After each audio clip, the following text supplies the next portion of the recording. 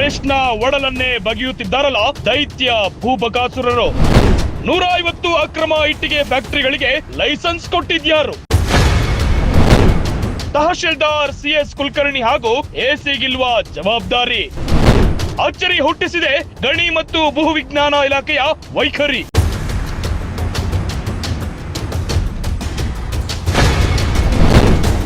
ರಾಜ್ಯ ಮಾಲಿನ್ಯ ನಿಯಂತ್ರಣ ಮಂಡಳಿ ಚಿಕ್ಕೋಡಿ ವಿಭಾಗ ನಿದ್ದೆಯಲ್ಲಿದ್ಯಾ? ಅಥಣಿಯಲ್ಲಿರೋ ರಾಜ್ಯ ನೀರಾವರಿ ನಿಗಮ ಕತ್ತೆ ಕಾಯ್ತಿದ್ಯಾ? ಅಂಕಲಿ ಪೊಲೀಸರು ಕೂಡ ಮೌನಕ್ಕೆ ಜಾರಿರೋದಕ್ಕೆ ಗೊತ್ತಾ? ಅದ್ಯಾರಿದ್ದಾರೆ ಕಣ್ಣಿಗೆ ಕಾಣುತ್ತಿರೋ ಅಕ್ರಮದ ಸುತ್ತಮುತ್ತ?